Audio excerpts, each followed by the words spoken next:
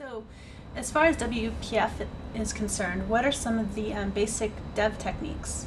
So I guess the first thing to think about, and I kind of say this jokingly to a lot of people on the courses, is if you know how to program with a mouse, you already know how to program Surface, kind of.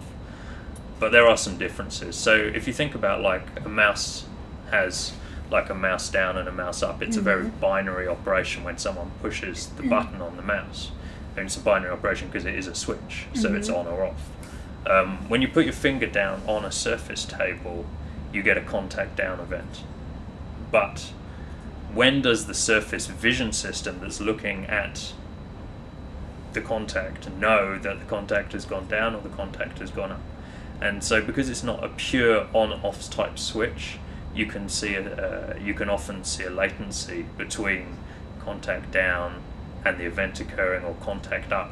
More specifically with contact up, someone will pick their finger up and it will take, a small moment. There is a period at which you will not get the contact up event, and yet the finger has been removed, which you wouldn't get in a mouse type event, mouse up, mouse down. Other things, so as a mouse moves around the screen, you get a mouse moved event.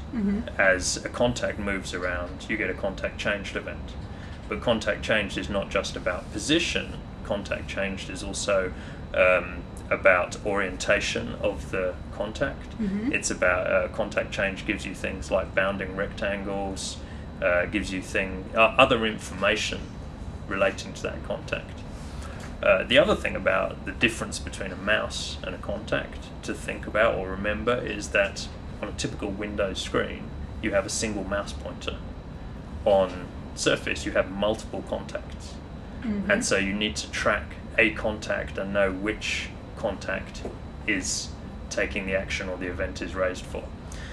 Also, there's no way of Surface recognizing this finger from this finger from this finger from this finger. From my fingers. From your fingers, right? So I put my finger down on the unit, you put your finger down, I pick my finger up and you put your finger down. There's no way Surface can say that's a different person or that's a different...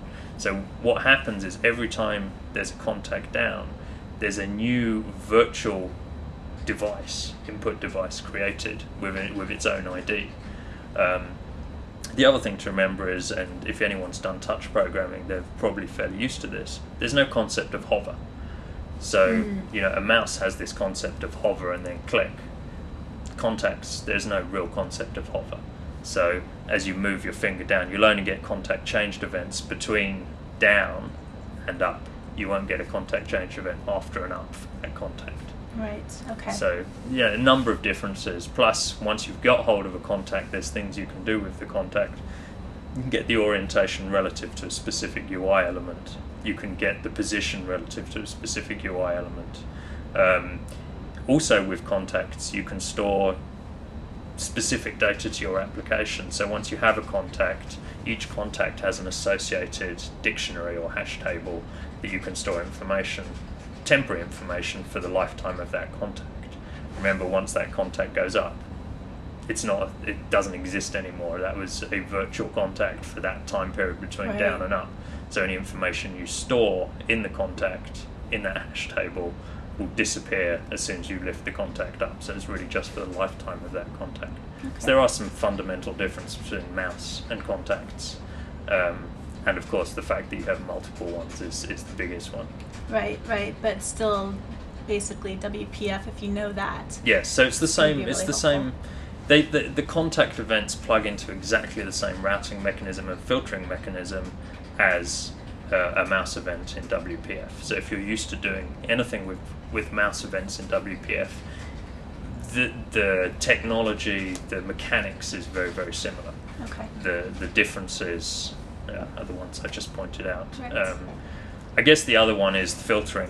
One of the things that a mouse does as you move around is you don't get every single pixel the mouse moves across, and the contact does the same. So the Surface SDK filters the contact events.